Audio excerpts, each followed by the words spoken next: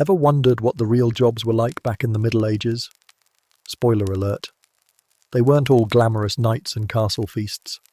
Forget jousting tournaments and fair maidens. The truth was far more brutal, filthy, and downright gross. If you think your 9 to 5 is rough, imagine spending your days knee-deep in muck, plague-infested rats, or, God forbid, cleaning the medieval equivalent of a public restroom. Tonight, we're going to dive deep into the dirtiest, most dangerous jobs of the Middle Ages. The kind of work that makes you grateful for indoor plumbing, fast food, and the ability to hit snooze on your alarm. So, grab a pillow, because you're about to take a journey back to a time where the jobs were literally to die for. If you like what you're hearing, and let's face it, you're going to, make sure to hit that subscribe button for more tales of medieval madness. The medieval rat catcher had one of the most unpleasant jobs in the entire history of work. They were tasked with dealing with an infestation of rats that were not just a nuisance, but a deadly threat. This was the kind of job where, if you didn't do it right, you weren't just out of a job. You were out of life. It wasn't just rats you had to worry about. These furry, filthy creatures were the perfect hosts for fleas that carried diseases like the plague, which, as you may have heard, could wipe out entire cities. So, if you were a rat catcher, you were in a constant state of battle, not just with the rats, but with the diseases that came with them. The job wasn't just dirty, it was deadly. And when I say dirty, I mean disgusting. You'd think the job would be all about setting traps or setting out poison, right? Maybe get a fancy rodent-proof helmet and call it a day. But no, medieval rat catchers didn't have that luxury. They didn't even have proper tools for the job, let alone safety equipment. Their main tool was a hook, a large bent rod designed to catch the rats or pull them from their burrows. But of course, rats weren't stupid. They'd hide and wait for the hook to go past them before scurrying away, leaving the rat catcher standing there, holding a metal stick like an idiot. The rest of the time, it was a game of chase the rat, through the muck and filth of medieval streets. And no, there wasn't any Lysol involved. Just you, your hook, and whatever rats were clever enough to dodge it. Even worse, the rats weren't alone. They were everywhere, in homes, markets, farms, and castles. Medieval towns were filthy, and rats loved it. The streets were filled with waste, discarded food, and stagnant water. These were prime rat breeding grounds, and no matter how many you caught, there were always more.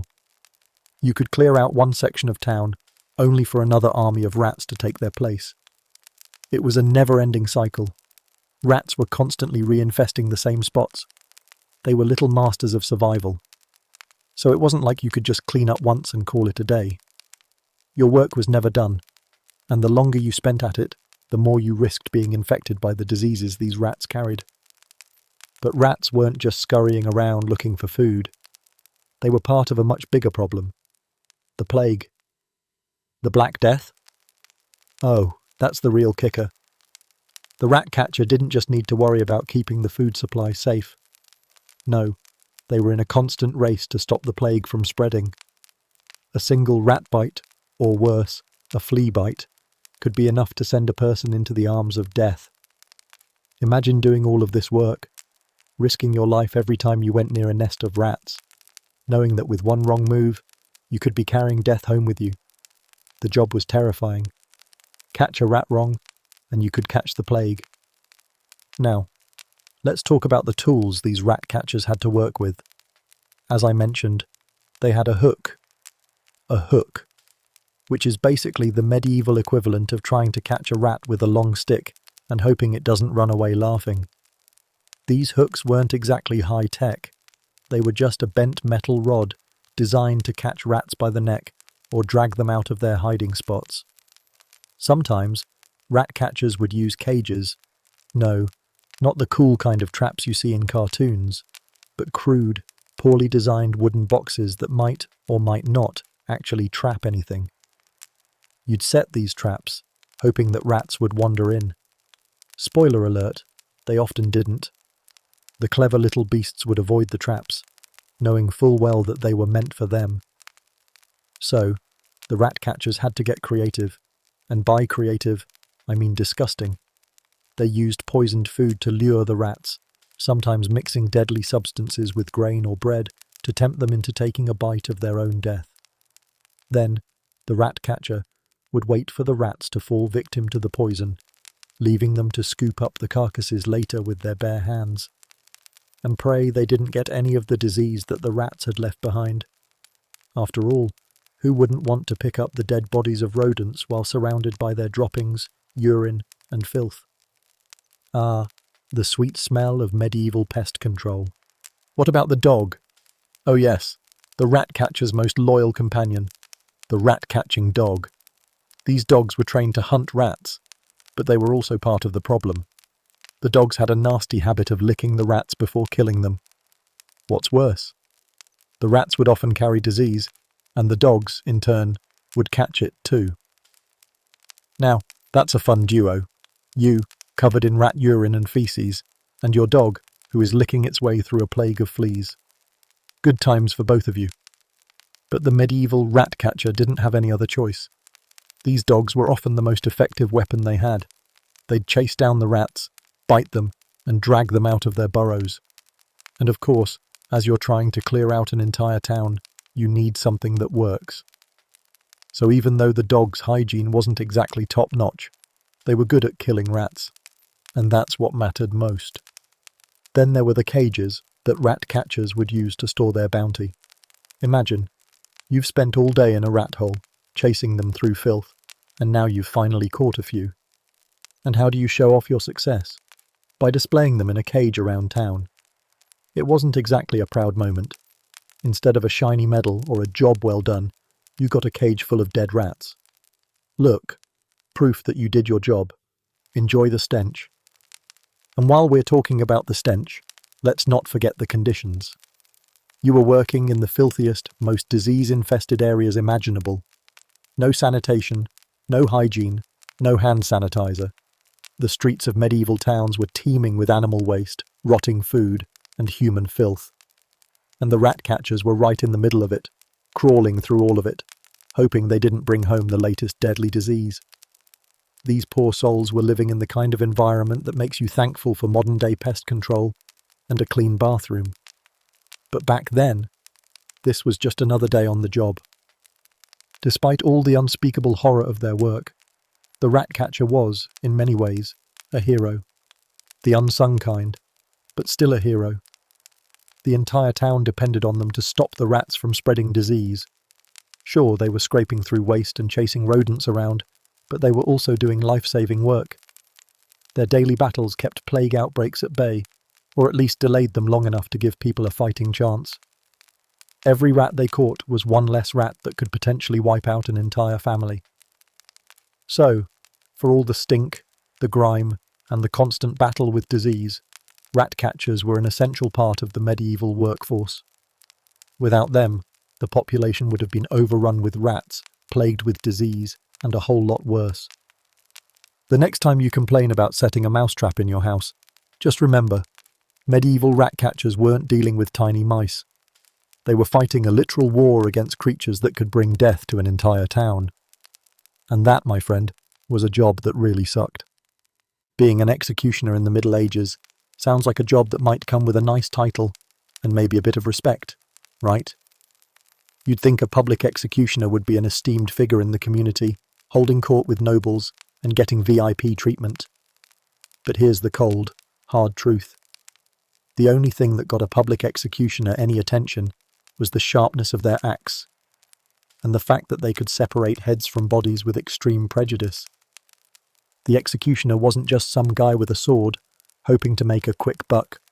Oh no, they were specialized professionals, often called upon to perform executions that could involve anything from beheading to dismemberment to burning people at the stake.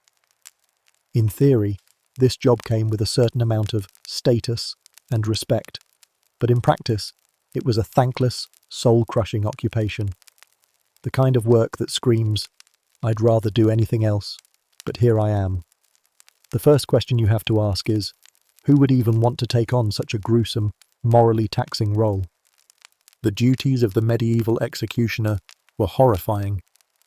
They didn't just pop into town to give one quick off with their head and call it a day. No, no.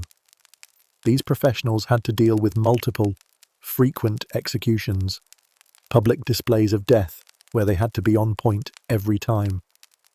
Imagine standing before a crowd, the air thick with anticipation and tension, knowing you have to kill someone on purpose, all while keeping a steady hand and not losing your lunch. One wrong swing, and you're not just facing angry crowds, but potentially a mangled corpse or a wounded victim who'd live to tell the tale. And if you were working for a particularly cheap lord, forget sharp swords. Sometimes you had to use whatever you had lying around. Executioners were forced to do the deed with axes that were blunt from years of use, dull from constant abuse. Getting through an execution could take multiple strikes. Multiple. Picture that. Your axe is so dull, it's a guessing game whether the guy's head will stay attached to his neck, or whether you'll have to hack away for what feels like eternity in front of a growing audience. The psychological toll of this job was astronomical. Imagine the emotional roller coaster of knowing you're responsible for someone's death every time. It wasn't just about physically hacking through the muscle, sinew, and bone of the condemned. It was about knowing you were an instrument of the state's power, a tool used for political or moral justice, depending on the crime. You'd have to confront the fact that in a lot of cases, no one was really certain that the person in front of you was even guilty. There's no such thing as DNA evidence in medieval times. You're talking about justice, meted out based on hearsay, bias, and political maneuvering. You could be given a contract to execute a so-called criminal who was simply in the wrong place at the wrong time. And then, you're expected to carry out the sentence, no questions asked, all while the crowd watches and whispers.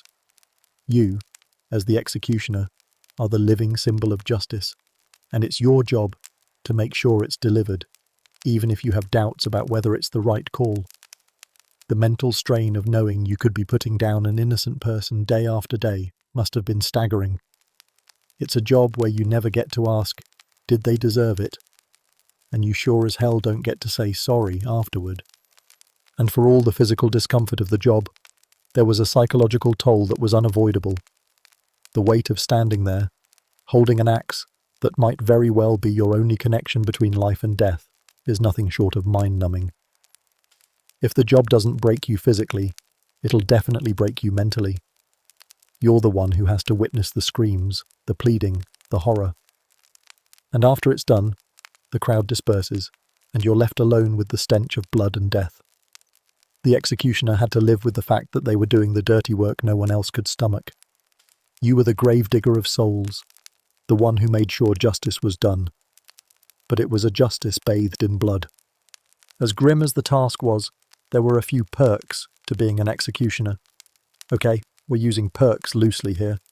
But executioners weren't just paid in chicken bones and a side of misery. In many cases, they were paid decent wages for the work. The job wasn't just one of the lowest in terms of social status. It was also somewhat lucrative. Some executioners made a good living, especially in larger towns where executions were common. But let's be real, no one was flocking to town to watch a man in a hood swing an axe for free. There was an audience, and that audience was often made up of rich folks who weren't shy about tossing a coin or two to the man who could make their enemies disappear. However, being well paid didn't exactly come with respect. You weren't invited to the high society gatherings, or sitting at the royal table, exchanging pleasantries with the noble class. Far from it. The job, no matter how well it paid, was seen as vile. People saw executioners as unclean, cursed with a moral stain that no amount of money could wash off. Imagine trying to hang out at the local tavern after a long day of chopping heads off, only to be greeted by horrified stares and whispered curses. No one wanted to sit next to the guy who had just split someone's skull in front of a crowd of gawkers. Executioners often lived in isolation, shunned from the community for the gruesome nature of their work. And don't get me started on family life. Imagine trying to explain to your kids what you do for a living. Well, sweetie, I swing an axe for a living. Yeah, You know, just dealing out death every other Tuesday. It's not the most normal family conversation. These poor souls often couldn't find work outside of the executioner's role, so they were stuck in a career that stank, literally and figuratively, forever.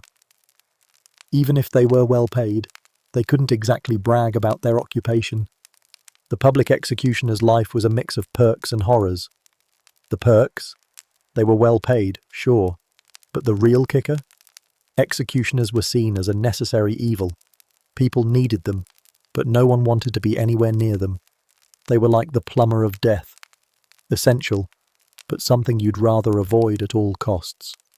And even with all that money in their pockets, they still lived under the weight of a job that could haunt them forever. So, the next time you hear about some noble or high-ranking official who respectfully oversaw public executions, remember that it wasn't so much about honour and status. It was about the sheer gore of the job, the unrelenting violence of it, and the constant psychological toll. The public executioner was far from the high-status figure they might have seemed to be. Their job was more like a gruesome prison sentence, wrapped in a shiny title, where the only thing cutting through the tension was the sharpness of their axe. It wasn't a job that made you feel good about yourself. It was a job that made you question your very humanity, while you held an axe over the heads of your fellow man. If you've ever found yourself admiring a fine leather jacket or a beautifully crafted pair of shoes, you might want to take a moment to thank the medieval tanner, assuming you can still smell anything after hearing about their job. Leather was a luxury in the Middle Ages, prized for its durability and versatility. But to get that nice, shiny leather, someone had to stick their hands, and pretty much everything else, into rotting animal carcasses. This job wasn't for the faint of heart or nose, and for the tanners, it was a daily struggle against filth, disease, and the overwhelming stench of death. Tanning leather was, in a way, the medieval version of a DIY project gone horribly wrong. First, the tanner would get his hands on the animal skins, usually from cattle, goats, or sheep. But the fun didn't end there.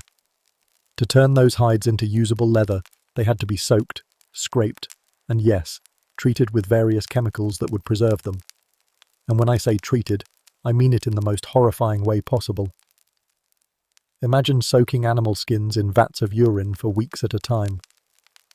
Yes, you read that right. Urine. It was considered an essential part of the tanning process.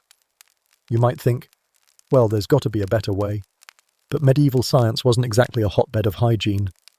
The skins were soaked in these urine-filled vats, where they would decompose just enough for the tanner to scrape off the fat and hair. This process was called baiting.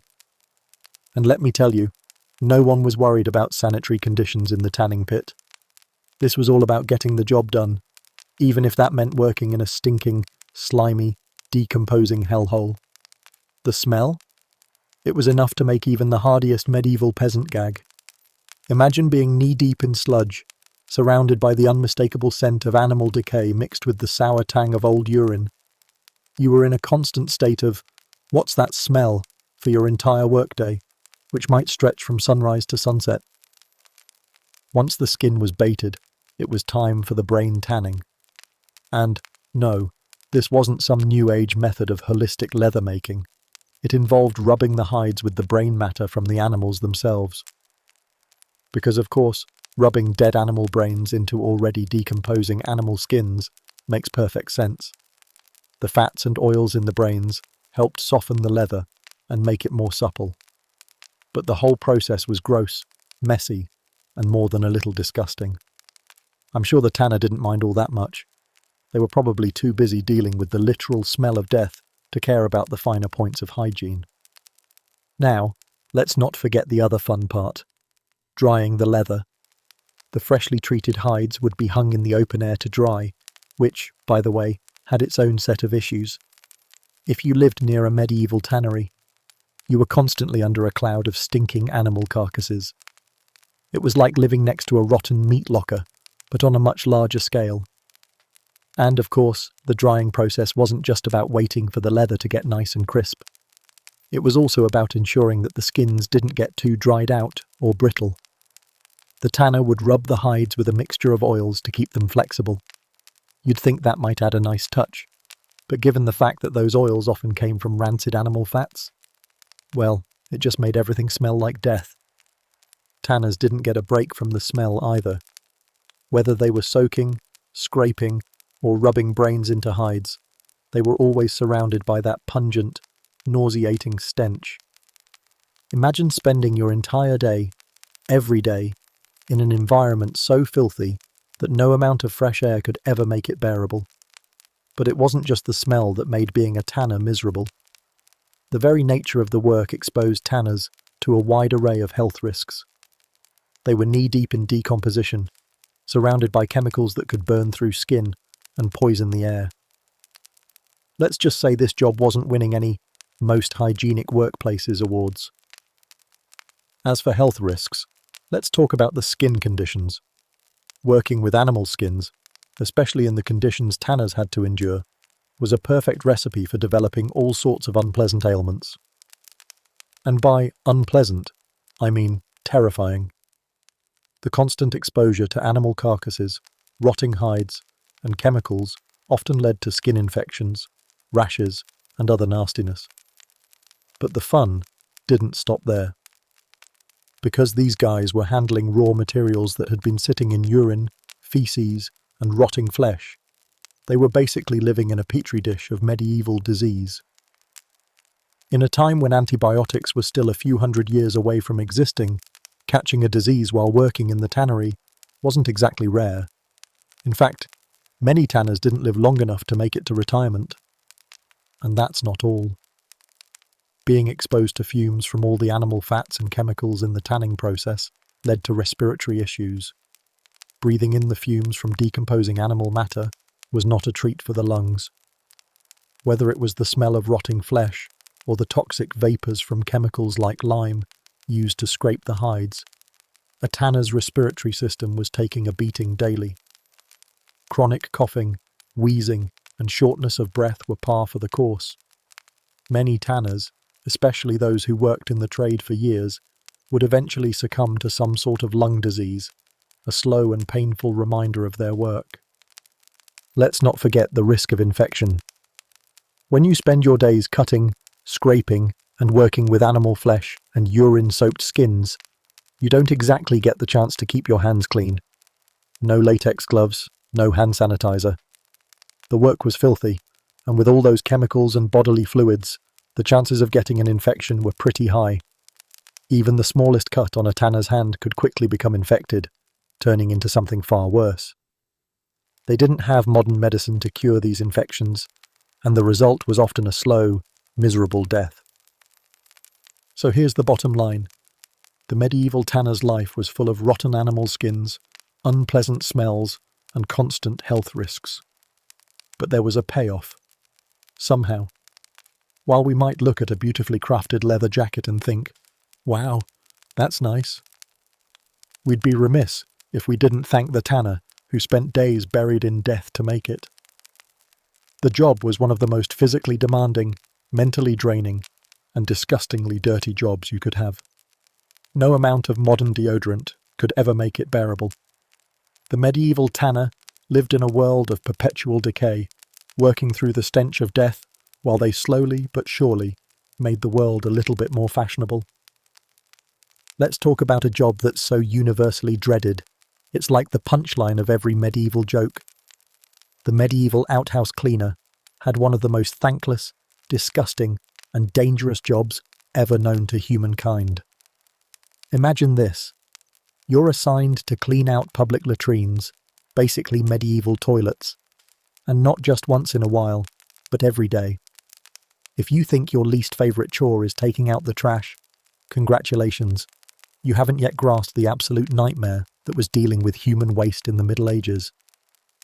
We've all seen the quaint little outhouses in history books, those charming little wooden shacks with a hole in the floor.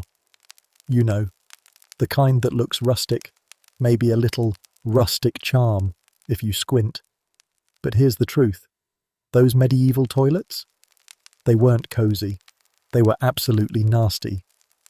Medieval public latrines were little more than crude wooden seats perched over a pit that was, in essence, a sewage dump. And those poor, unfortunate souls tasked with cleaning them? They were about to spend every day shoveling literal human waste out of these pits. There's no easy way to say it. This job was one of the most unsanitary, foul-smelling, stomach-turning tasks you could have in the entire medieval world. First off, let's get one thing straight. Medieval toilets weren't the neat little outhouses you might picture in your backyard. No, these were public latrines. Picture this. A long row of wooden benches with holes in them, all lined up next to each other, with no privacy whatsoever. You'd sit down to do your business, and there was no such thing as personal space. And when you were done, you didn't just flush. Oh no, you waited for the poor soul assigned to clear the mess. That's where the outhouse cleaner came in. The cleaner's job? Simple in theory. Scoop out all the accumulated waste from these public latrines and dispose of it. But let's not kid ourselves here. This was a task that involved an appalling level of filth and a terrifying amount of risk. Imagine spending your day neck-deep in human excrement. Your job wasn't just unpleasant, it was straight-up hazardous to your health. You're breathing in the fumes, scraping the sludge off the sides of the pit with a shovel, and doing it all without a single mask or protective suit. That's right, no N95s, no rubber gloves, just you, a shovel, and a whole lot of stinky business. But how bad was it really? Well, let's paint a picture. Imagine the smell. The air was thick with the stench of urine, feces, and the decay of human waste. There were no sewage systems, so waste just piled up until someone bravely decided to do something about it. And let's not even talk about what you might find in there. Picture it. You're scooping out a pit filled with years of human waste, and what do you discover? Leftover scraps of food, rotten pieces of clothing, and sometimes, dare I say it, jewellery. Yes, jewellery. People had a nasty habit of losing things in the latrines. Coins, rings, and other valuables would inevitably slip through people's fingers while they tried to do their business. Now imagine the grim reality of having to go through that sludge with your bare hands just to find something that might have been worth a few pennies a week ago. The cleaner would likely spend their day digging through piles of excrement, trying to retrieve these lost items, all the while battling the stench, the filth, and let's face it, the total lack of dignity. Once the pit was emptied, it was time to deal with the contents. You couldn't just leave the waste there, obviously. It had to go somewhere. Most often it was dumped in the street, sometimes into the nearest river, if the town had one. That's right, your neighbourhood's waste was someone else's drinking water, just downstream. So while the outhouse cleaner was out there with their shovel, they were also performing an essential, if gross, public service. If you didn't keep those latrines clean, the entire town could descend into chaos. The more waste piled up, the more likely you were to see rats, disease, and flies take over the town. It wasn't just gross, it was life-threatening. And the cleaner had to live with the fact that, at any moment, they could be exposed to something deadly. Of course, what really topped off the entire experience was the sheer risk of disease. Public latrines were hotbeds for infection, from typhoid to cholera to dysentery. As if the smell wasn't bad enough, the outhouse cleaner also had to contend with the fact that they were actively handling bacteria and parasites on a daily basis. If they didn't get sick from the waste itself, they were certainly at risk of contracting something just from the environment. The worst part? They were often the lowest of the low in medieval society. No one wanted to talk to the outhouse cleaner. You wouldn't get any praise for your hard work, just a solid wave of disgust from everyone around you. You weren't invited to dinner parties. You weren't part of the town's social circle. In fact, many towns treated the outhouse cleaner like a necessary evil. They were the ones who made sure that everyone else didn't get sick from their own filth. It was a job that, while absolutely essential, was so deeply unpleasant that the people doing it were often shunned by society. Even their family members would avoid them, as they were seen as cursed by the nature of their work. Talk about being in a job with zero social perks. In the grand scheme of things, the outhouse cleaner was basically the invisible hero. They kept the town from descending into an overwhelming pit of disease, yet they were the first to be avoided, ignored, and looked down upon. Let's face it, medieval latrine cleaners were the unsung heroes of their time, the grimy underdogs who were responsible for keeping society from falling into literal waste. So the next time you're complaining about your job, just remember there was a time when the worst job was shoveling human excrement out of a hole. And unlike today, they didn't have hazmat suits or rubber gloves. They just had their wits, a shovel, and a whole lot of intestinal fortitude. In a world without sanitation, these workers were doing a job most people would rather forget, but couldn't. Without them, civilization as they knew it would have fallen apart. So here's to the outhouse cleaner, a job that really stunk, but was critical to keeping society from becoming an uninhabitable cesspool. If you think your job is rough, let me introduce you to the medieval coal miner. Sure, your boss might give you a hard time, or you might have to spend your afternoons stuck in a cold office, but none of that compares to the hellish conditions these guys had to endure. Life as a coal miner in the Middle Ages was no cushy desk job. It wasn't even a back-breaking labour job in the way you might think. It was a soul-crushing, deadly job where every minute spent underground was a minute closer to death. Literally. Picture this. You're 100 feet below the Earth's surface, breathing in air so thick with coal dust you can't see your own hand, scraping away at the rock, hoping that today won't be the day the whole mine collapses on top of you. Welcome to the life of a medieval coal miner. Life underground was a nightmare. Every day, miners descended into deep, damp shafts, where sunlight was a distant memory, replaced only by flickering torchlight and the constant smell of sulphur.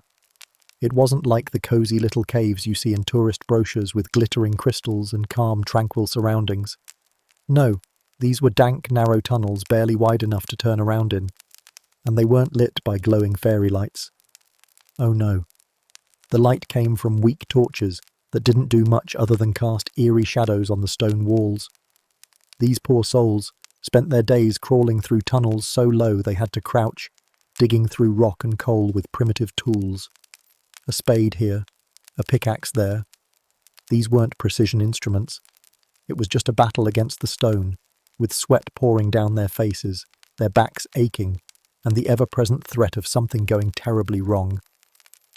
Imagine the sound, the constant rhythm of pickaxes smashing into stone, the rattling of the air shafts as dust and debris fell, and the eerie creak of the timbers holding up the walls. You'd be surrounded by the noise of the mine itself, a place that whispered of death. If it wasn't the oppressive heat of the place making you sweat until your skin felt like it was on fire, it was the air, thick with coal dust and smoke, making it impossible to breathe properly. In fact, the miners didn't breathe properly. Their lungs slowly became coated with fine black soot, and the condition became known as black lung, a slow death sentence that was a constant companion in the mines. Every cough, every wheeze, was a reminder of what you were trading for your pay, your health, your future, and possibly your life. But let's talk about the real risks here. This wasn't just a boring grind of digging for coal. No, this was a job where death was always just a few inches away. Take, for instance, the risk of cave-ins. The tunnels these miners worked in were often supported by rotting wood beams or rudimentary stonework, and one wrong movement or an unexpected rumble could lead to the whole thing crashing down. Imagine being in the middle of a tunnel, hearing a strange sound, and realizing that everything around you was about to come crashing down. It's not exactly the kind of thing you can casually walk away from. Then there was the danger of fire. Yes, fire. Below the Earth's surface, in a place that was already dark, cramped, and unstable. But it wasn't just the general fire risk of living near open flames, which were everywhere down there.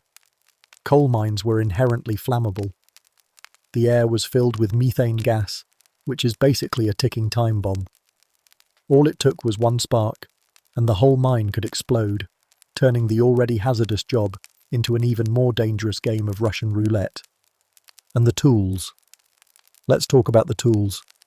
Pickaxes, shovels, and crude hammers. Nothing fancy. No ergonomic handles or sharp steel edges. The tools of the trade were nothing more than primitive implements designed to break rock, not make life any easier.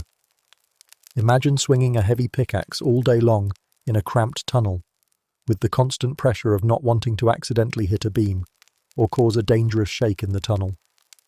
Every swing was a gamble. Every strike could be your last. These miners had no luxury of light, no advanced tools, and no modern safety equipment. They were working with nothing but their bodies, the raw will to survive, and whatever they could scrape together from the mine itself. After all, coal wasn't going to mine itself. Of course, there was always the hope. The hope that today would be the day they hit a big vein of coal, the kind that could make them rich, or at least make their day a little easier. But that hope was often dashed by the reality of the work. Coal mining was an exhausting job that never let up. You weren't just digging for the sake of it. You were digging because if you didn't, you wouldn't get paid. You were digging because if you didn't, your family would starve. And if you were lucky enough to make it through the day without something collapsing on you or choking on fumes, you still had to deal with the toll it took on your body. By the time most miners reached their 30s, they were already suffering from a variety of physical ailments. Their backs would be permanently hunched from years of bending and lifting. Their hands, calloused and covered in scars, would tremble from the strain of swinging pickaxes for hours. They might have been able to hold their own, but their bodies were already starting to fail them. The physical strain of mining coal wasn't just something you endured. It was something you paid for. The worst part? There was no way out. The medieval coal miner didn't have any hope of retiring early or seeing the benefits of their labour.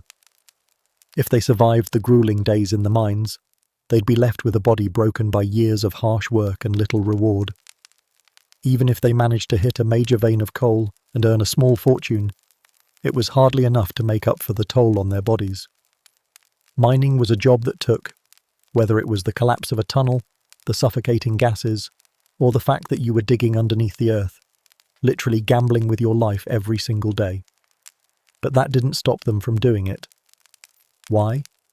Because if they didn't, who would? It was a dirty, dangerous job that no one else wanted, and someone had to do it. The medieval coal miner lived a life defined by suffering, risk, and the promise of a slow, painful end. No fancy equipment, no modern medicine, just a pickaxe, a mine shaft, and a prayer. But despite the unimaginable dangers, the work got done. Because when it comes down to it, digging for coal was the only way to survive. And if you were lucky enough to make it through the day, you lived to dig another one. Imagine this. The Black Death is sweeping across Europe. People are dropping like flies. And who do you turn to for help? The answer, the pestilence doctor. Or, if you want to get technical about it, the physician of the plague. In theory, these so-called doctors were the ones who were supposed to save you. And in practice, well, let's just say they were as likely to die from the disease as the people they treated. These guys were not the miracle workers we often imagine when we think of physicians, nor were they anywhere close to the kind of doctors you'd find in a modern hospital. No, the pestilence doctor was basically a medieval cosmetic disaster who wore an absurdly impractical mask, used treatments that ranged from ineffective to downright bizarre, and had zero chance of actually helping you. In short, they were just trying to make it through the plague without dying themselves. Hope you don't mind that little fact. Now, let's talk about the beak mask, the most iconic and probably the most ridiculous part of the pestilence doctor's wardrobe. If you've seen those old paintings of plague doctors, you know exactly what I mean. The mask was shaped like a bird's beak, with large glass eye holes that made the doctor look more like a bird-watching enthusiast than a medical professional. But the beak wasn't for style points, though it sure looked special. It was supposed to protect the doctor from the miasma, a theory of disease back then that suggested illnesses like the plague were caused by bad air or foul vapours. So these doctors stuffed the beak with herbs, spices, and sometimes other strong-smelling substances like flowers, aromatic herbs, and even vinegar. Yes, vinegar. They believed that these overpowering scents would ward off the bad air and prevent the plague from entering their own lungs.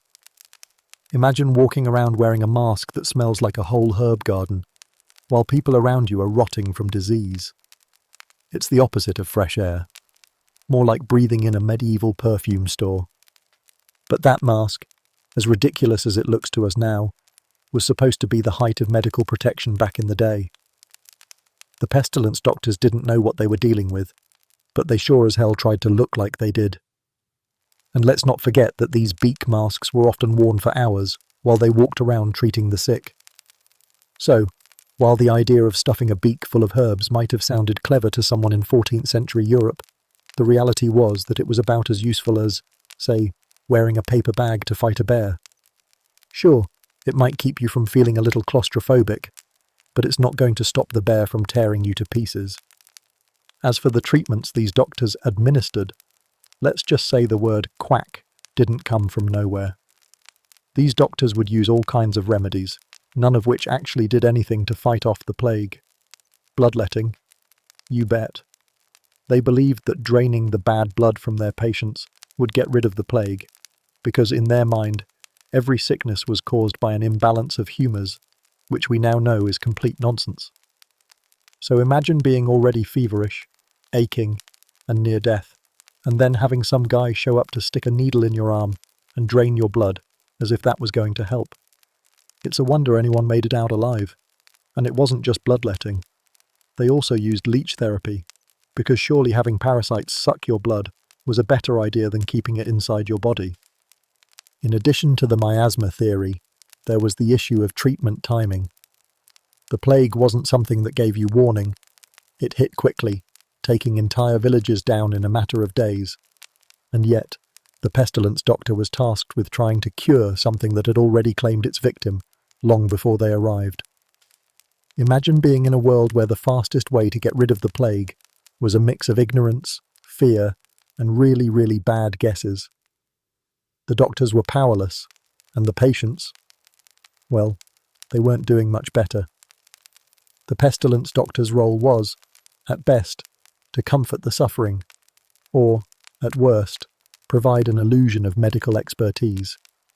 They were there to look official, but in reality, they were about as equipped to fight the plague as someone walking into a lion's den with a Nerf gun. And guess what? The lion wasn't impressed. Now, let's talk about the actual risks these doctors faced. If you were a pestilence doctor in the Middle Ages, you were, quite literally, putting your life on the line every time you went out to treat someone. In many cases, they were as likely to die from the plague as the people they were trying to save. The mask and herbs didn't help when you were walking into a house full of infected, rotting corpses and breathing in the bacteria-filled air. They were exposed to the same horrors as the common folk, only with fewer protections and, well, less of a clue. So what did they do? They kept working. Because medieval medicine didn't offer much in the way of alternatives, so the pestilence doctor's job was just as much about staying alive as it was about pretending to cure anything. A lot of them were doomed to die from the same thing they were trying to cure. But let's not forget that pestilence doctors weren't the only ones who didn't know what was going on. Everyone was clueless. The common folk? Well, they had their own set of wild ideas about how to handle the plague, ranging from praying to saints to waving chickens over their heads to clear the bad air. Meanwhile, the doctors were stuck in their grim professional roles, with no real understanding of germs or viruses. They were wearing beak masks and rubbing herbs on infected skin, hoping for a miracle that never came. At the end of the day, the pestilence doctor was, in many ways, the most tragic figure of all during the plague. They were caught between the helplessness of their profession and the overwhelming terror of the plague. They wore their ridiculous beak masks and carried their absurd remedies, all the while knowing that they couldn't do a damn thing to stop the disease. The irony, of course, was that the very thing they were trying to protect themselves from was the same thing that was killing them. No amount of herbs, no matter how much they stuffed their beaks with them, was ever going to stop the Black Death from claiming so many lives. So, the next time you hear someone complain about a doctor's mask or the idea of medical malpractice, just remember, medieval pestilence doctors had the worst job in history. They wore beak masks, gave bad advice, and were just as likely to drop dead from the plague as anyone else. They were the medieval version of someone trying to stop a wildfire with a garden hose. They might have looked official, but when it came down to it, they were just as out of their depth as the people they tried and failed to save. Ah, the noble knight, a shining example of chivalry, bravery, and the stuff of legend. He's the guy who rides into battle with his sword raised high, shining armor gleaming in the sun, and a sense of righteous superiority that makes everyone else in the room feel like an underachiever. But let's be real here. Being a knight wasn't exactly all it's cracked up to be. Sure, knights got the glory, the women, and the titles. But what people rarely talk about is the fact that being a knight in the medieval world was, more often than not, a total disaster. Let's start with the armor. Oh, the glorious armor. Knights were essentially walking, clanking death machines, completely encased in metal from head to toe. And while that shiny suit of armor looked pretty impressive on the battlefield, it wasn't exactly built for comfort. First off, you've got the weight. The average suit of full-plate armor weighed around 45 or 60 pounds, which is roughly the equivalent of carrying a large dog on your body all day. Now, I don't know about you, but I've never tried to fight a battle while carrying a large dog, but I imagine it'd be pretty exhausting. Knights wore this weight for hours during battle, sometimes for days on long campaigns. Just think about it. You're wearing this heavy, clunky armor while trying to move with grace, agility, and the ability to not die. Good luck with that. But it wasn't just the weight that made armor uncomfortable. It was the heat. Medieval armor, while designed to protect, wasn't exactly breathable. Picture yourself stuck inside a giant, metal suit during the middle of summer, with sweat pouring out of you like a tap, while you're stuck in the middle of a field fighting an endless battle. Not exactly the romantic, heroic scene you've been imagining, right?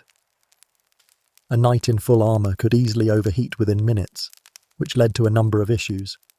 First of all, it was incredibly hard to move.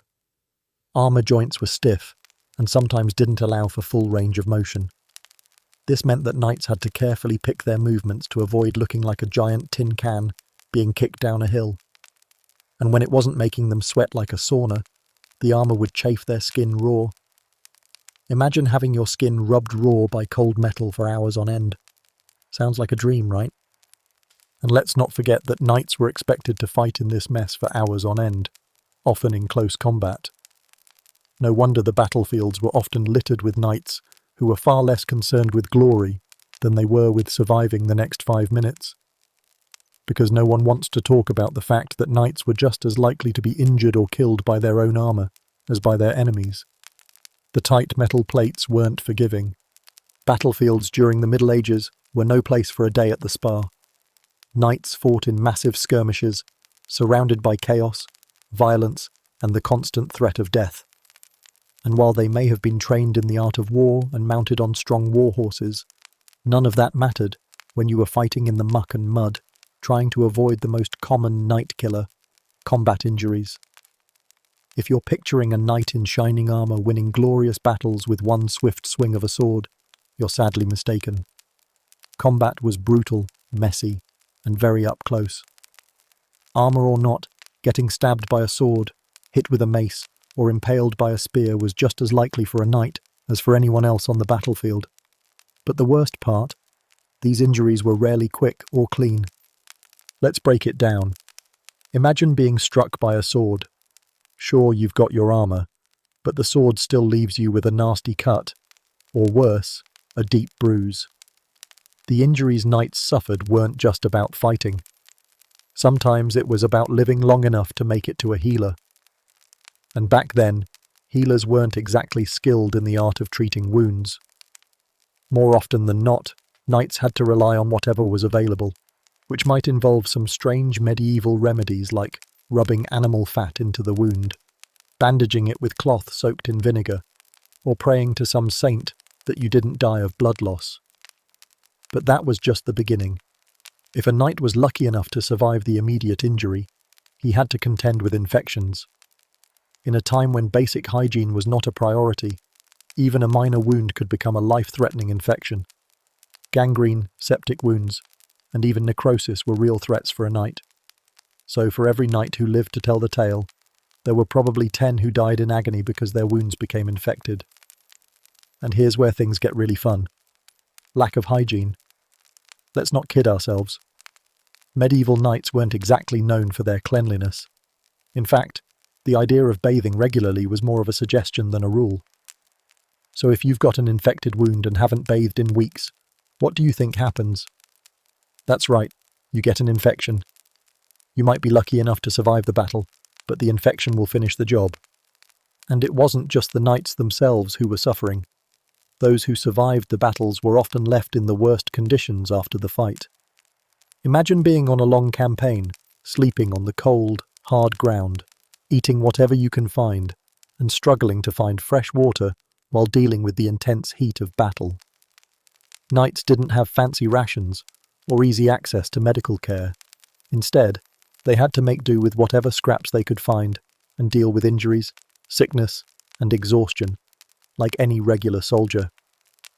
The idea of knights galloping off into the sunset with beautiful women awaiting them. Yeah, that was more of a fairy tale than reality. Most knights spent their days slogging through war-torn lands, fighting, starving, and trying to survive. So, was it worth it? Was being a knight all that it was cracked up to be? I'm going to go with a resounding, probably not. While knights got the glory and the title, they paid for it with their health, their sanity, and often their lives. It's a good thing they had that whole chivalry thing to fall back on, because it sure didn't help when you were stuck in a muddy battlefield with a 100-pound suit of armour, a few dozen battle wounds, and zero chance of surviving your next infection. In reality, knights were far more likely to die from something after the battle than from the battle itself. They were basically doomed by the time they donned their armour. Let's talk about one of the most underappreciated jobs in the medieval world. The groom of the stables. You know, the guy, or girl, let's not rule them out, who's responsible for taking care of the most majestic creatures of the Middle Ages, horses. Horses weren't just transportation back then, they were the literal lifeblood of society. You needed them to travel, to fight, to work the land. Hell, you even needed them to pull your cart to the local market. So the stable groom had the unenviable task of making sure these high-maintenance four-legged divas didn't drop dead from neglect, or worse, go on strike and refuse to move. But, as you can imagine, this was not a glamorous gig. There were no fluffy hay beds or peaceful grooming sessions in the sun. It was dirty, smelly, and back-breaking work. Let's break down the reality of caring for horses. First of all, horses, like any living creature, need to eat. And not just a little snack. We're talking gallons of hay and piles of oats, plus fresh water to drink. Now, if you're working in a medieval stable, you can bet your bottom dollar that the hay isn't being delivered to your doorstep. No, you've got to haul it yourself. And we're talking big bales of hay, often in the dead of winter, when it's cold, wet, and muddy. Then, after you've spent the day wrestling with hay, there's the task of mucking out the stables. Think you've got it bad with your pet's litter box? Try a full-on stable of horses. The average horse produces around 50 pounds of manure a day. That's over a ton of poop per horse every year. And guess what? You're the one who has to clean it up. Every day. It's a constant cycle of poop, muck, and sweat, all while you're dodging kicks and trying not to get your arm stuck in the muck as you scoop it out with a shovel. The smell. Oh, it's magnificent. Imagine standing in a cramped room full of wet, stinking horse manure, inhaling the delightful scent of rotting straw, and trying to ignore the fact that your boots are now permanently caked in something you'd never want to touch again. Now, it wasn't all poop and hay. You also had to take care of the horses themselves, which involved a whole lot of grooming. After all, they were expected to be pristine, because if there was one thing medieval people loved, it was a well-groomed horse. That means you'd spend hours each day brushing, combing, and picking dirt and debris out of the horse's mane and tail, all while they were busy eating everything in sight or trying to kick you in the face because they were too busy being high maintenance. Every horse had to be brushed until it shined, and their hooves had to be cleaned, which was no small task, considering you had to deal with all that mud they tracked in from the paddock. Plus, if you've ever had to lift a horse's leg while they're repeatedly trying to kick you in the face, you know it's not as easy as it sounds. Not to mention the brushes. These weren't some soft, gentle things. They were hard, bristly tools meant to scrub horses with the same gentleness you'd use on a stubborn fence post. Fun times, right? But the most disastrous part of being a groom in the stables wasn't the manure. No, the worst part was the horse sickness. You see, back in the medieval world, horses were just as prone to diseases as humans. They could catch illnesses from one another, and unfortunately, those same illnesses could easily jump to humans. And when you're working with these animals day in and day out, guess who's most at risk? That's right, you. As a groom, you're up close and personal with every horse in the stable. If one horse gets sick, the whole lot of them is likely to catch it too. And if you don't know how to deal with it, good luck. You're on the front lines, shoveling muck and wiping sweat from your brow, and if a horse gets the Black Death, or any number of other diseases, you're basically an unwilling participant in a game of Russian roulette with plague germs. Let's talk about some of the most common horse diseases that could easily be transferred to humans. The most famous one, of course, was equine influenza, or, in more modern terms, horse flu. This lovely disease could knock out an entire stable of horses in a matter of days, and if it didn't kill them outright, it would leave them weak and sluggish, which is just what you need when you're relying on them to carry you through battle. And then, of course, there was strangles, a bacterial infection that could cause swelling in the horse's throat, making it difficult for them to breathe, eat, or drink. So you, as the groom, would have to deal with the sick horse, which meant constantly tending to it, administering whatever medicinal concoction you could get your hands on, which, let's face it, was probably just prayers and some old herbs, all the while knowing that there was a good chance you were going to get infected too. Fun times. But the worst of it all wasn't just the physical toll, it was the mental toll. Imagine spending every day surrounded by mud, manure, and disease. Horses weren't the only animals living in the stables. Rats loved to hang out there too, and rats loved to spread diseases. So as the groom, you'd get to battle the rodents, clean up their mess, and try to maintain your sanity while shoveling literally everything into a heap of filth. The pay? Well, let's not pretend it was glamorous. You weren't getting royal wages for this dirty, stinking job. What you were getting was room and board and the satisfaction of knowing that without you, the whole system would break down. So next time you find yourself complaining about doing the dishes or sweeping the floor, just remember the groom of the stables. This poor soul spent their life shoveling manure, dealing with disease, and running around after creatures that were way too big and way too unpredictable to keep in line. They lived in a hellscape of muck, parasites, and horse sickness, and somehow they were the ones keeping society moving forward. What did they get for their efforts? A quick death, a back full of aches, and the constant satisfaction of knowing they were crucial, but invisible heroes. So here's to them, the unsung, horse-poop shoveling warriors who kept the medieval world running, one stinky stable at a time. Ah, the medieval scavenger, a job so glamorous it could only exist in a time when hygiene wasn't even a suggestion. These brave souls were the original garbage men, tasked with collecting the refuse of a city that had no concept of waste management. And by refuse, we're not talking about your leftover pizza crusts or that empty soda can you toss in the trash. No, we're talking about the real deal. Rotting food, animal carcasses, human waste, and everything else that could decay on the streets of medieval Europe. Forget the idea of garbage cans or curbside pickup. This was about scraping up whatever was left after a day of living in filth, and just hoping you didn't catch something worse than a bad case of the sniffles.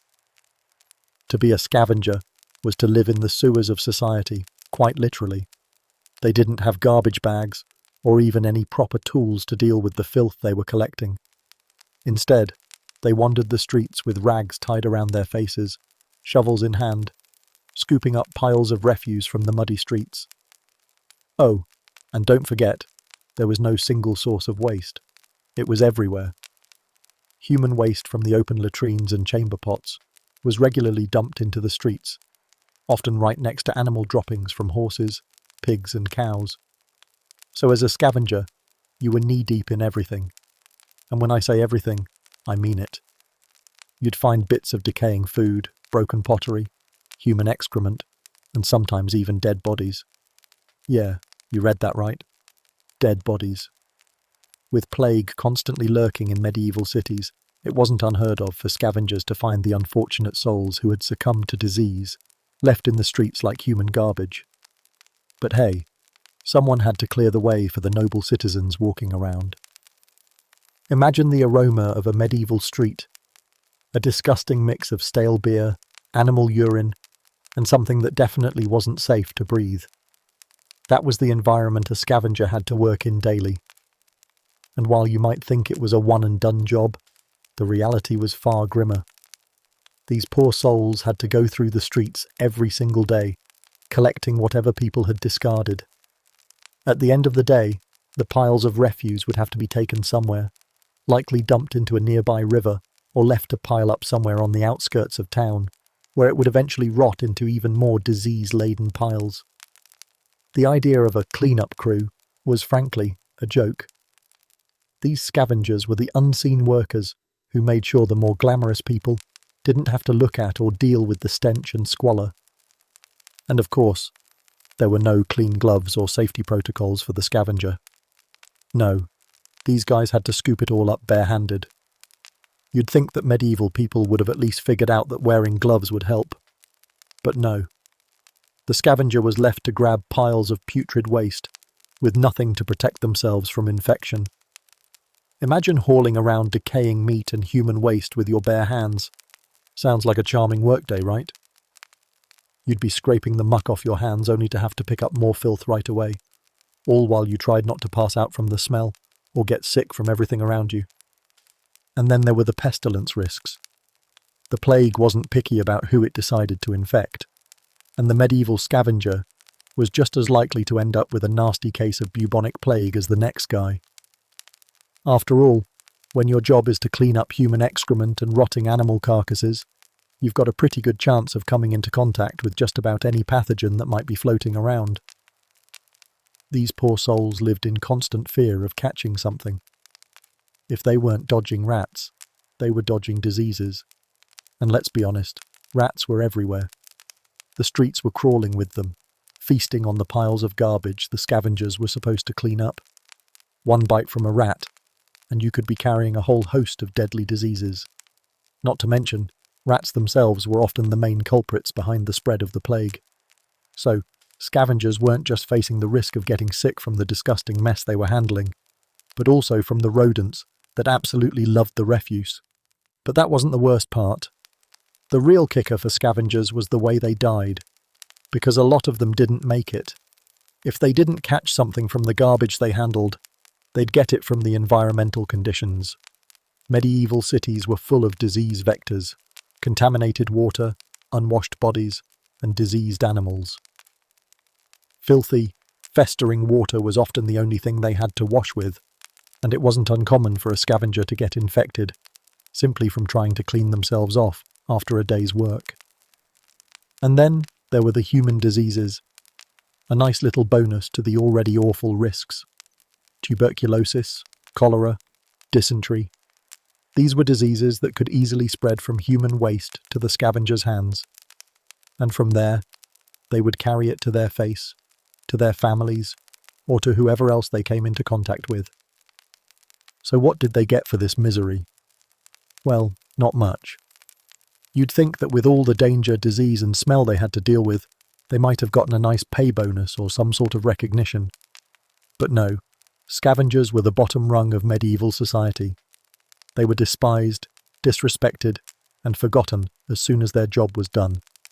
They didn't get any noble titles or much in the way of gratitude. They didn't get to hang out with the lords or the knights. They were lucky if they didn't get thrown out of the town altogether because people didn't want to even look at them. The truth was, they were barely a step up from beggars, and no one wanted to be around them, except, of course, when it came time to clean up the town. But even that wasn't enough to make them heroes. Their job, while crucial, was always seen as dirty work, because, well, it was. Now, when we think of garbage men today, we probably don't give them enough credit for the work they do. But the medieval scavenger, they were living in hell. They were constantly surrounded by filth, putting themselves at risk of infection with every shovel full of garbage. They didn't have gloves, masks, or modern medical care, and they certainly didn't have any respect from society. Their entire existence was defined by muck, disease, and the constant battle to stay healthy in a world that was actively trying to make them sick. The scavenger was a crucial part of the medieval ecosystem, though no one really acknowledged it, until the trash started piling up again.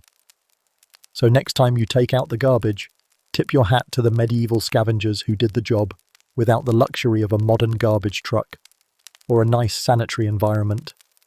They were the true unsung heroes, living in a world of muck while everyone else pretended it wasn't there. Ah, the medieval beekeeper. What a job. You get to work with nature's sweetest creation, honey, and bask in the golden glow of your hard-earned riches. But if you think that the life of a beekeeper was all honeysuckle dreams and peaceful buzzing, I've got a few stings to reveal. Because the job of a beekeeper was actually a sticky, painful, and sometimes fatal affair. Sure, you get honey, but you also get the uninvited guests, angry bees ready to turn your face into a living target for their venomous stingers. Let's start with the honey, the supposed sweet reward of the beekeeper's labour.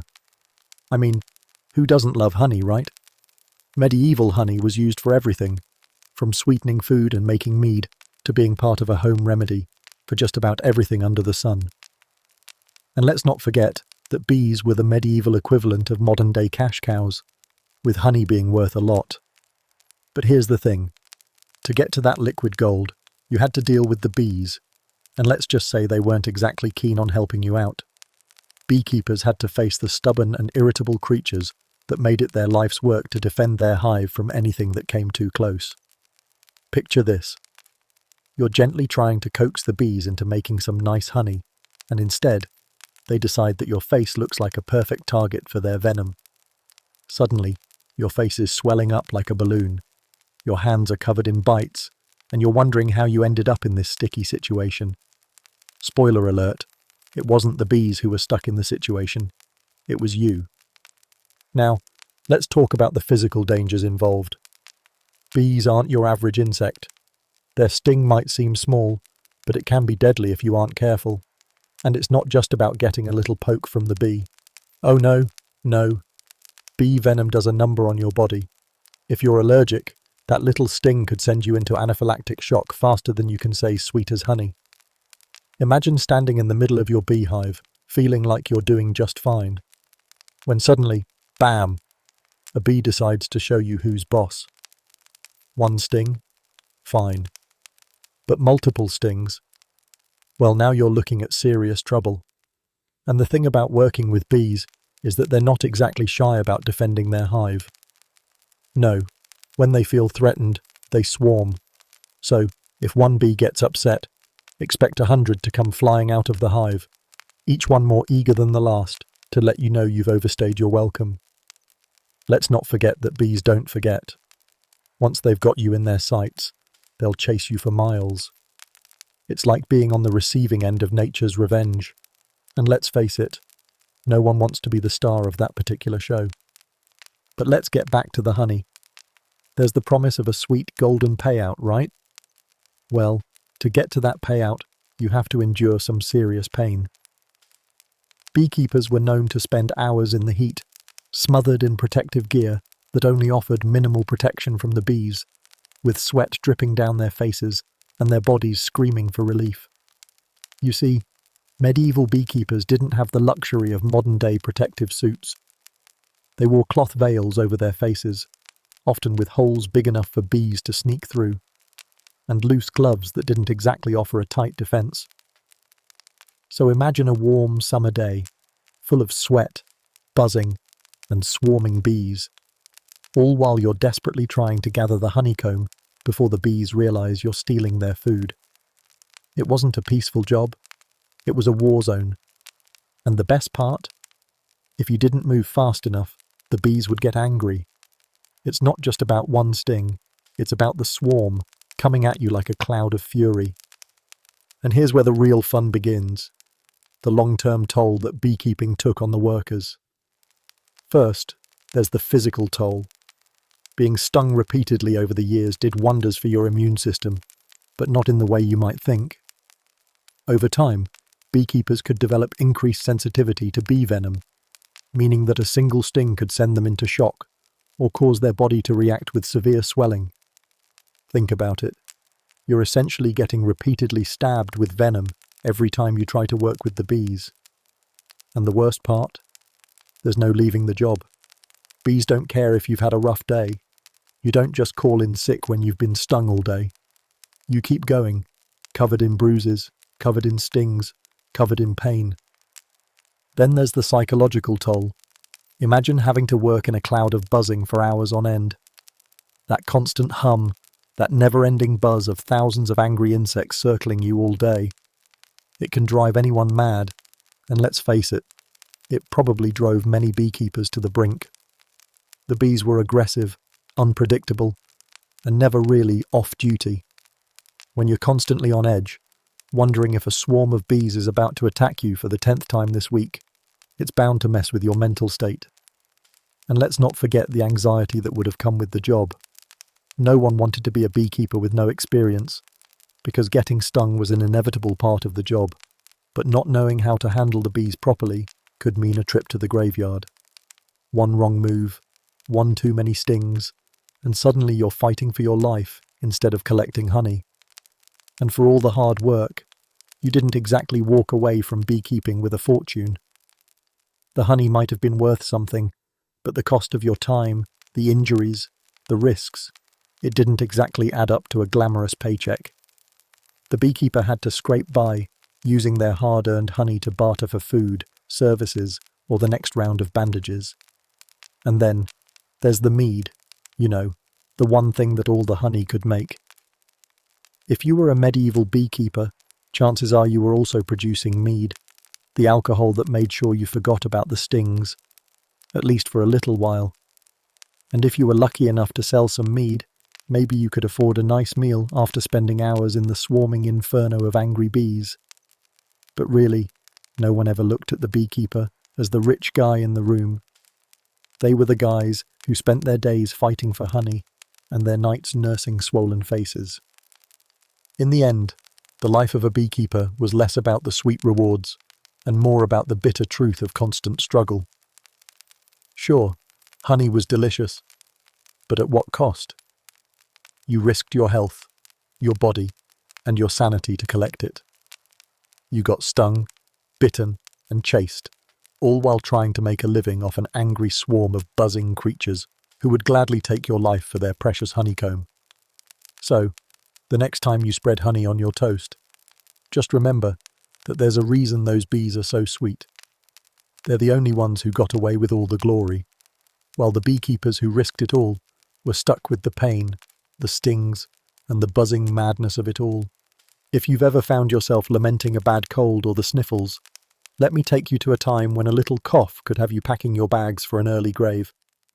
Enter the Black Death, or, as it was known back in the day, the big one, the plague that ripped through Europe like a death-crazed hurricane, leaving a trail of suffering, sickness, and death that would make your worst flu season look like a mild inconvenience.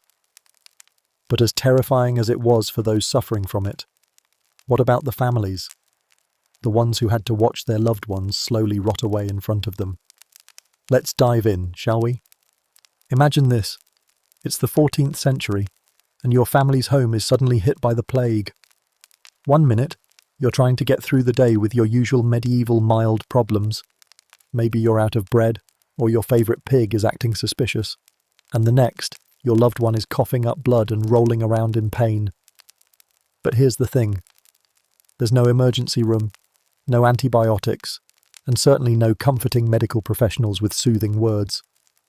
All you've got is a feverish family member, a house filled with deadly germs, and a grim situation that has nowhere to go but downhill. In those days, if someone was suspected of having the plague, there was no waiting around for a test to confirm it. You knew it was the plague, no need for fancy diagnostics. The telltale symptoms were as unmistakable as a drunken night at a feast. Fever, chills, swollen lumps, the famous buboes, and a whole lot of screaming and sweating. But the worst part? The terrifying, helpless knowledge that once it hit your house, it was only a matter of time before the rest of the family caught it too. You could try to keep your distance, but when death is knocking, it doesn't wait for you to finish your evening prayers. So, there you are, watching someone you love twist in agony, knowing there's a very real chance that the same fate awaits you. What's a good, loving family member to do in this situation? Nothing. Not in the way we'd like to imagine. You can bring them food, you can bring them comfort, but that's about the extent of it. And God help you if you try to hug them or get too close. Once someone had the plague, they were essentially quarantined. The family was forced to either care for them from a distance or abandon them to rot alone, sometimes even lock them away in a room to prevent further contamination.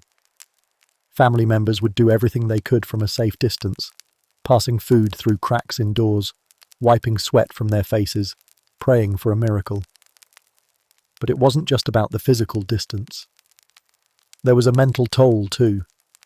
The fear of the plague wasn't just about the death hanging over your head. It was about the agonizing waiting game. As you sat there, desperately trying to keep it together, your loved one would gradually waste away. And it wasn't quick. No, the plague had a lovely way of taking its time. It wasn't like the movies where a person catches the disease and dramatically dies in the next scene. Nope, the victims of the Black Death would suffer for days, writhing in fever, gasping for air, and generally being the picture of human misery. Meanwhile, you, the family member, were stuck watching them die a slow, agonizing death, helpless to do anything but pray. And the worst part? If you were the one unlucky enough to catch it, you'd be next. You'd get the fever, the chills, and those lovely swollen lumps in all the wrong places. But not to worry. Your family would get to watch you writhe in agony too. You know, just to keep things interesting. The only real perk of this was that your family could then take turns nursing each other until the inevitable end. In a sick twist of fate, the entire household could mourn together as they all faced their doom, like some kind of morbid family reunion. One where no one actually made it out alive. Now you might be thinking, well, maybe some families got lucky and only lost one person. Ha! No such luck. The plague wasn't just a family affair. It was a community affair. Everybody had it, and nobody was safe. The only thing more infectious than the disease was the fear it spread. Whole neighbourhoods would be wiped out in a matter of days. And if you did somehow manage to survive the immediate effects of the plague, you'd still be stuck with the psychological trauma of watching your loved ones die. Not to mention, you'd be left with the guilt of having watched them suffer and wondering if there was something, anything, you could have done to prevent it. Spoiler, there wasn't. The real horror came once the plague took its toll. Victims' bodies would start to decompose, and the stench of rotting flesh would fill the air, often overwhelming the family, whose own health was probably on the line. The family was left to deal with the aftermath, which, in the case of the plague, involved burying bodies, Not just one body, but multiple bodies of family members, neighbours, and anyone else who'd fallen victim. Forget about giving them a nice funeral. You'd be lucky if you could find a place to dump the bodies. And in many cases, the authorities were so overwhelmed that they had to deal with it in the least dignified way possible, dumping bodies in mass graves, or simply leaving them in the streets to rot. So, no time for mourning, just time for survival. And here's where it gets a bit darker. The disease didn't just cause physical suffering, it caused emotional devastation too. Family members were forced to separate when their loved ones were sick, and they couldn't comfort them in their final moments. How horrible is that? Imagine not being able to hold the hand of someone you love as they're dying. And you knew it was coming. Slowly, painfully. The mental toll of being unable to help your loved ones was an emotional burden that haunted survivors long after the plague passed. Then, when it was finally over, and your family survived the ordeal, or, in some cases, didn't, you were left with the aftermath. Empty homes, shattered families, and a mind permanently scarred by witnessing the death of those you loved. People didn't just mourn their dead, they feared the next wave of disease. The trauma was such that even after the plague passed, there was no guarantee that families could even rebuild. Whole towns had been ravaged, and the economy had collapsed, leaving survivors to pick up the pieces of a life that no longer existed. So, while others in the medieval world were battling the plague itself, there were the families, those left behind to watch their loved ones die, helplessly standing by, forced to endure not just the physical toll of death, but the mental toll of watching it happen in slow motion. The Black Death wasn't just a disease of the body, it was a disease of the soul. The mental and emotional strain on families who survived this tragedy was so severe that it became a defining moment for generations. You might think the medieval world had its fair share of problems, but the plight of the plague victim's family was a horror that no one should have had to endure. And yet, they did. Ah, the medieval barber surgeon. Proof that you didn't need an actual medical degree to perform surgery, just a sharp blade and a complete disregard for hygiene. In the medieval world, barbers weren't just the go-to for a fresh haircut or a clean shave. No. They were also your trusted surgeon when it came to everything from pulling teeth to amputating limbs. So, while you might be sitting comfortably in the barber's chair thinking you're about to get a neat trim, there's a good chance you're also about to get your appendix taken out. Or, if you're really lucky, your leg chopped off due to some kind of infection. And don't even get me started on the charm of the tooth extraction. You'd think a dentist would be a different profession entirely, but back then, a good barber could do it all. Want a haircut? Sure. Want that pesky infected tooth pulled out with no anesthesia? Yep, he can do that too. Let's start with the haircut. You'd think the least painful part of the job, right? The barber surgeon had to keep up appearances in the community, so there they were, snipping away at your hair while simultaneously trying to prevent your head from falling off after some botched surgery or battle wound. The barber surgeon's shop was the perfect place to get all of your needs met. Perhaps you'd get a fresh haircut, and then they'd pull that abscessed tooth or drain your infected wound because, well, you were already sitting in the chair. Why not get your body and soul sorted out in one convenient visit? And let's not forget, their tools were used for everything, from cutting hair to cutting open your leg. There's something comforting about knowing that the same scissors that just snipped your bangs might have also been used to sever a gangrenous limb.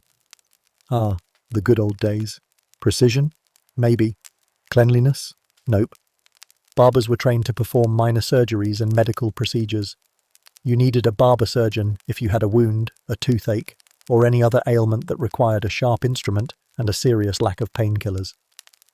Not a problem, they said, as they wielded their knives with a mix of determination and possibly regret. You'd have an infected tooth? No problem. The barber surgeon would grab his trusty pliers and rip that sucker out. No numbing agents, no gentle words of comfort. Just clamp, yank, and you were done.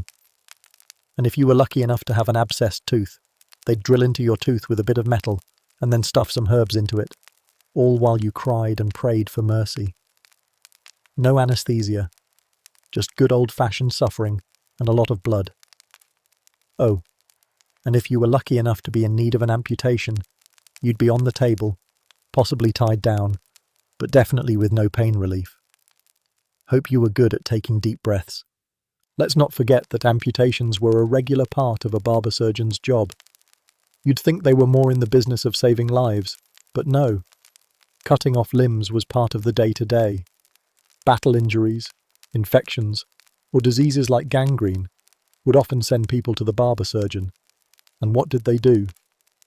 They hacked away at your rotting limb with a knife, because, in the Middle Ages, that was basically the only option. No fancy tools, no sterile equipment, just some basic knives and a good dose of luck. Sometimes the blood loss would be so intense, people would die on the table. But hey, at least they weren't living with a rotting limb, right? That's a silver lining, if you squint hard enough. The worst part of all this? Infections. Even if you survived the procedure, you were now left with the very real risk of dying from infection. There were no antibiotics, no sterile bandages, no hospital-grade hand sanitizers. You'd leave the barber surgeon's shop, bleeding from the cut they just made, and hope you didn't contract sepsis from all the filth floating around. Every time a barber surgeon used the same knife for multiple procedures, the chances of cross-contamination skyrocketed. You can imagine the delightful smorgasbord of bacteria festering on those unsanitized blades, just waiting to introduce themselves to your open wounds. Oh, and don't worry about that lovely hairdresser's apron.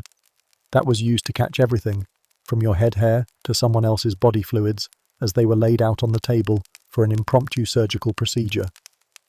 Let's say you survived the operation itself, and you didn't immediately bleed out. That's a good start. But even if you managed to escape death from the initial cut, the chances were high that infection would set in. So, while you were lying there hoping your wounds healed, your body was brimming with bacteria from that knife they had just used on someone else's festering infection. And that's assuming you didn't get infected by the towel they used to wipe away your blood.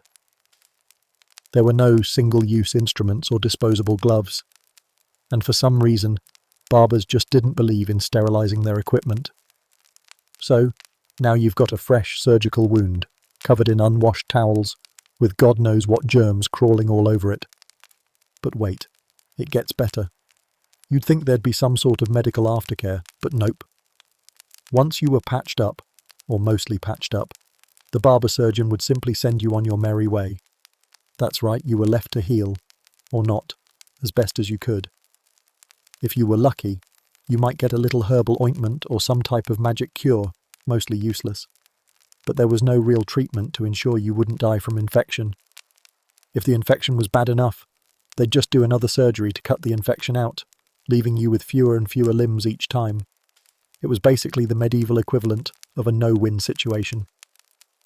On top of all the blood and guts, being a barber surgeon in medieval times was also physically exhausting.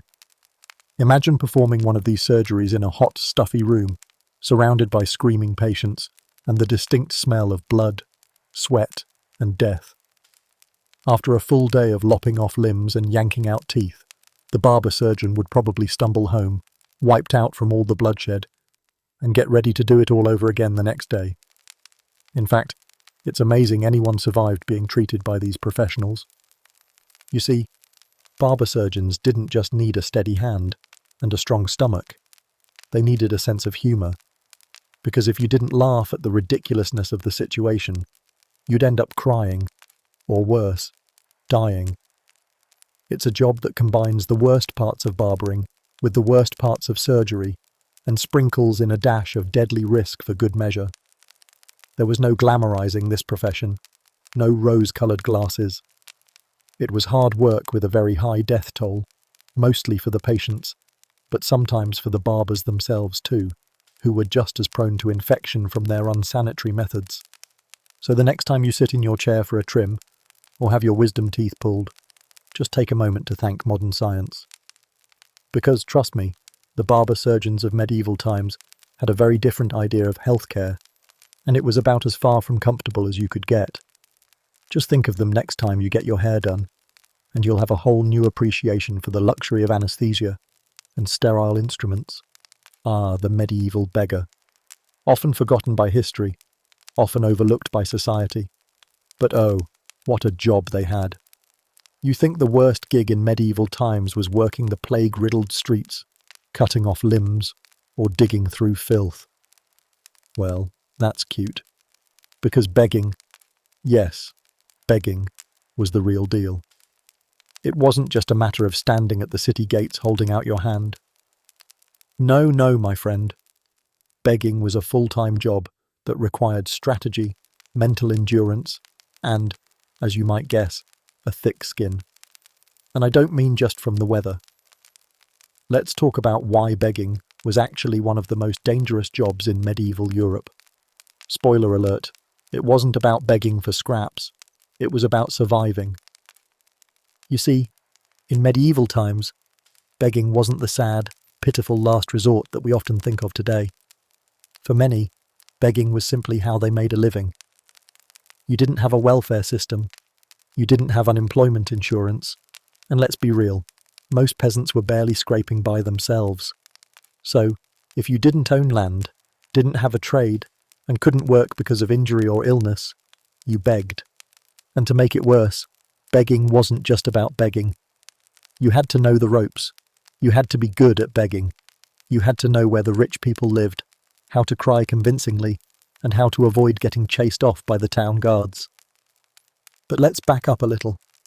First of all, begging was dangerous from the moment you woke up. You didn't have a comfy spot to rest or a safe, warm place to sleep.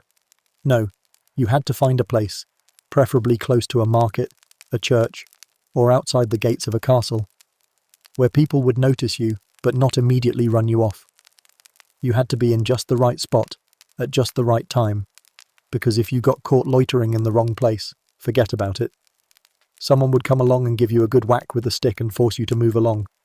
But hey, that was the easy part. Because here's the kicker. You had to survive on the scraps people gave you.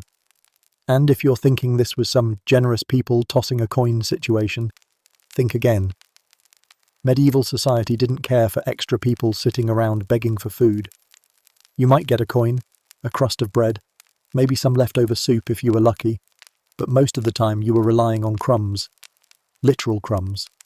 And let's not forget the risks of being mistaken for a criminal. You see, not all beggars were viewed with sympathy. In fact, many people in power believed that the lazy beggars were roaming the streets just to scam others. These idle beggars were often rounded up, branded, and thrown in jail for simply existing. But it wasn't just the authorities who were an issue. The general population didn't have a great opinion of beggars either. They were often seen as nothing more than human pests, loitering around and making life unpleasant for the good, hard-working folk. And if you were unlucky enough to be mistaken for a thief or a pickpocket, you'd be beaten senseless and left to limp away in pain, with no food, no dignity, and no hope of recovery. Of course, being a beggar in medieval Europe wasn't all about getting slapped around by the police. No, it was about dealing with the social dangers that came with being in the lowest class of society. The general attitude was that beggars were dangerous moral failures. People had a real distaste for beggars, not just because they were dirty or took up space, but because they were perceived as a threat to the moral fabric of society. This wasn't just a get-off-my-lawn situation. No, beggars were often forced to beg because they were viewed as people who couldn't pull their weight. And this was seen as a dangerous flaw that might spread to others. You weren't just begging for food. You were begging for the entire society's moral fibre to remain intact. So, every time you asked for a piece of bread, you weren't just getting food. You were basically risking your life by reminding everyone around you that their lives were better off than yours. Not fun. Now let's talk about how begging didn't just end with being hated. Begging was also dangerous to your health. Forget about the cold or the rain. Those were just inconveniences. The real dangers were the diseases that spread through beggars who were often too weak, too poor, and too sick to keep clean or healthy. Tuberculosis, dysentery, and the plague were common threats that would infect the beggars who lived on the streets. Remember, begging didn't exactly come with a health insurance plan. No nice doctor in a white coat to look at your festering sores or hacking cough. No, you were left to your own devices, coughing and puking in the street, while the rest of the town went on about their business. What's the best part of this job? The risk of infection. You had to keep up the whole begging act while fighting off illnesses that could make the Black Death look like a mild flu. And if you survived the diseases, you still had to contend with the mental toll. Think about it. You're begging for food. You're dealing with people who don't want you near them. You're getting hit by passers-by, and you're watching your fellow beggars drop dead from illness or starvation. It wasn't a cheerful existence. The emotional weight of being a beggar was heavy, and as much as people wanted to ignore you, the truth was that they were well aware of your pain. It wasn't just about survival anymore. It was about trying to hold on to your sanity while the world around you deteriorated. The constant rejection, the desperation to get just one coin, the shame of it all. It was a grueling job mentally and physically.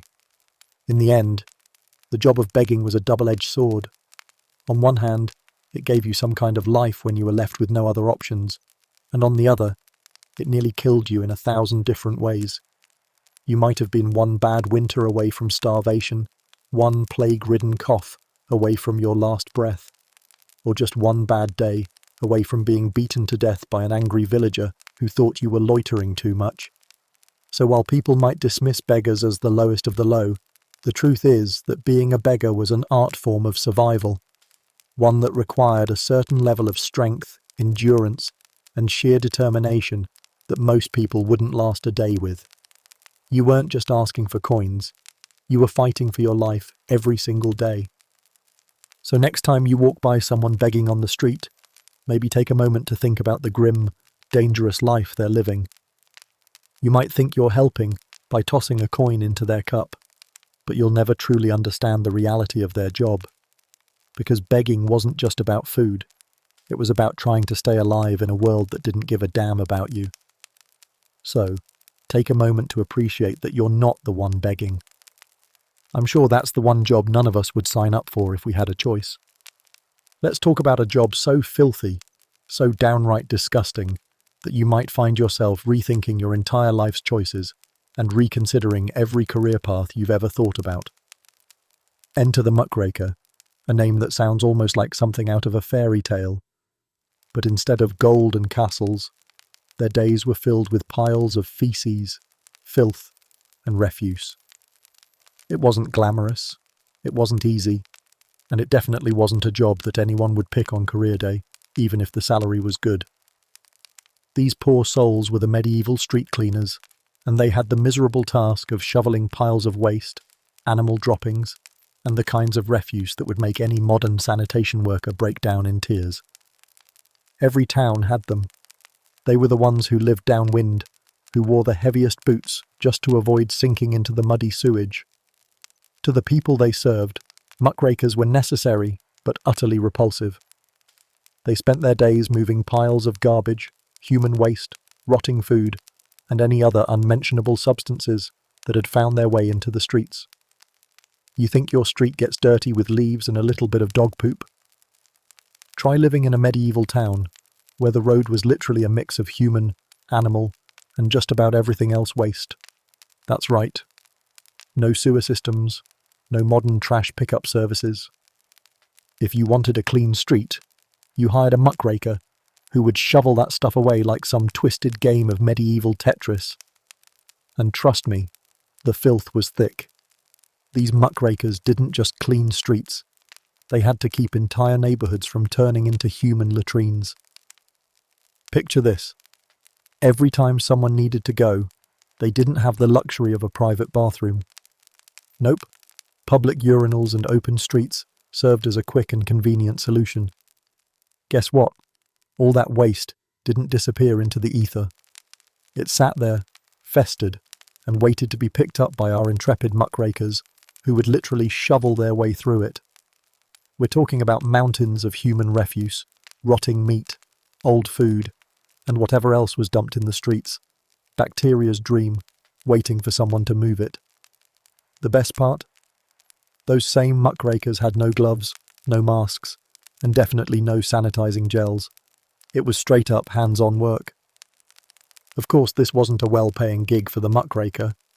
Sure, they got paid for their work, but they were treated like dirt, no pun intended. They lived in the muck, they worked in the muck, and they smelled like it too. The best job perk? Perhaps being able to go home and sleep in a pile of refuse after spending your whole day with it. Or maybe, if you were lucky, you could shower. Except, again, medieval hygiene wasn't a thing. So, there was a good chance you spent a lot of time smelling like you had just crawled out of a pile of garbage because, well, you kind of had. And the rich folks? They'd see you shoveling the muck away from the street and, rather than thanking you, they'd likely avoid even looking at you as they strolled by in their shiny, clean clothes, perhaps clutching their noses. After all, who wants to catch a whiff of the guy who literally deals with human excrement for a living? But it wasn't all just shoveling waste. There were dangers involved in this job that went beyond the obvious stench and gross factor. First off, muckrakers had direct exposure to every disease that floated around in human waste. And trust me, the medieval world was not a clean place to be. Whether it was the Black Death, dysentery, or just a good old-fashioned case of tuberculosis, muckrakers were constantly exposed to illness. There was no sanitary disposal, no disinfectants, no running water, and no antibiotics. Just exposure. And that's the fun part, getting sick. You could handle the filth, sure, but those diseases didn't care how tough you were. The average muckraker was pretty much just one sneeze or cough away from a painfully short life expectancy. All that filth you're shoveling? Yep, that's all teeming with bacteria, parasites, and nastiness that's only looking for an opportunity to get inside your system. You could wear layers of clothes, wrap your face in a cloth, and keep your distance from the piles. But that didn't stop the diseases from making their way into your body. Those little invisible warriors would hitch a ride on your clothes or sneak in through a scratch, turning what started as a normal day of collecting waste into a fatal battle. You might survive today's job, but you'd be feeling it in a week's time, coughing, wheezing, and praying to God you wouldn't be another casualty of medieval hygiene, or lack thereof. And even if you did survive the diseases, let's talk about long-term consequences. Spending years in this hazardous, disgusting environment left muckrakers with serious health problems. Aside from respiratory issues from inhaling all that filth and bacteria, they were also dealing with skin infections from constantly handling muck. If you were lucky, your skin might just be permanently stained with the mess you cleaned up. But for many, years of exposure left them prone to serious health complications, like chronic infections, liver damage, and weakened immune systems. The human body wasn't built to survive being constantly immersed in disease-ridden filth, and a lot of muckrakers didn't make it past their early 40s, if that. But the worst part of the job wasn't the physical toll or the social stigma. It was the knowledge that every day was a gamble. You're exposed to everything: viruses, bacteria, and creatures like rats and lice, who love to make their homes in waste, ready to pass on their delightful diseases. Rats? Oh yeah. They're not only living in the garbage, they're spreading the plague too. So your work didn't just mean handling filth. It meant staring down death from every corner, whether from disease, plague, or the occasional angry townsperson who had no patience for you being in their way. Still, somehow, muckrakers kept at it. They were the unsung heroes of medieval life. While the rest of the world complained about not having enough bread or poor hygiene, these guys were the ones keeping the streets from turning into total biohazard zones. Think about it. Without them, people would have been tripping over mounds of waste, fighting the literal smell of death every time they stepped out the door. And here's the kicker. While we rarely think of the muckraker as a glamorous profession, there's something kind of heroic about it. They kept the world from falling apart in ways no one else would. It wasn't glamorous, it wasn't comfortable, and it sure as hell wasn't clean. But the job of the medieval muckraker was necessary, because someone had to do it, Someone had to shovel the mess. And, as you reflect on this truly glorious medieval career, just know that we still owe a debt to those brave enough to tackle the nastiest job in the kingdom. Because if there's one thing we know for sure, clean streets don't stay clean by themselves. So after walking through some of the most horrifying, grim, and downright nauseating jobs medieval Europe had to offer, let's pause and take a moment to reflect on something truly mind-blowing. Those jobs were essential.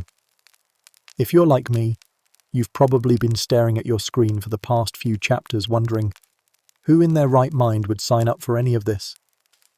But the truth is, without these unsung heroes handling the muck, the blood, and the diseases, medieval society would have fallen apart faster than you can say plague. Imagine medieval Europe as one big, dirty, smelly house party. Now everyone's partying hard, but someone has to mop up the spilled ale, sweep up the vomit, and wipe down the bathroom before it turns into a public health disaster. That person, it's the rat catcher, the beggar, the muckraker, the barber surgeon. Each one played a critical role in keeping the wheels of medieval life turning, even if it meant getting covered in feces, losing limbs, or possibly dying in the process. It wasn't glamorous, it wasn't easy, but it was absolutely vital. Without them, the whole thing would have collapsing into chaos quicker than you can imagine. No rat catchers, no clean streets, no muckrakers, no sanitation, no plague doctors. Well, you can guess what happened there. It's tempting to look at these jobs from our cushy, sanitized modern perspective and laugh, or cringe. But let's not forget that these were the roles that held the whole system together. Someone had to pick up the trash. Someone had to treat the sick, even if they didn't know what germs were. And yes, someone had to be brave enough to get their hands dirty, sometimes literally, in order to keep medieval Europe from becoming one giant, festering disaster. So, while you might shudder at the thought of being a medieval muckraker, there's one thing that's undeniable. Those jobs were the reason the medieval world didn't just implode under the weight of its own filth and disease. They may have been filthy, thankless, and downright dangerous. But without these folks, medieval life wouldn't have been sustainable for long. Now, let's fast forward to the modern world. Thank God, you might think, we've evolved beyond these terrible jobs. No one's out there risking life and limb to yank a tooth out or clean up a street covered in animal feces. But surprisingly, the roles of the rat catcher, the muckraker, and even the barber surgeon have evolved and made their way into modern society. Sure, we don't have muckrakers anymore, at least not in the medieval sense, but we still have garbage collectors, sanitation workers, and pest control experts. These modern jobs, while far more technologically advanced and less disgusting, still serve the same purpose. Someone has to pick up the trash. Someone has to kill the rats. Someone has to deal with the fact that, yes, people still refuse to clean their own messes up. The barber surgeon may be outdated in terms of tools.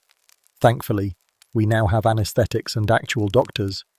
But medical professionals, dentists, and surgeons are the modern iteration of that medieval role.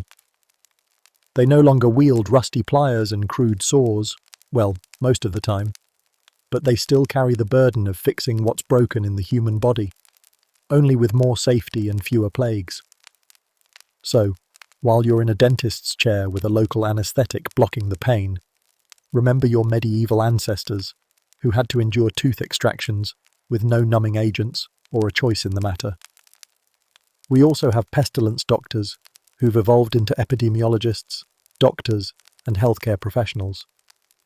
The plague doctors may have been ridiculously underprepared for the Black Death, but their modern counterparts are the ones out there fighting real diseases, real viruses, and saving real lives, thankfully with more knowledge, actual tools, and less weird headgear.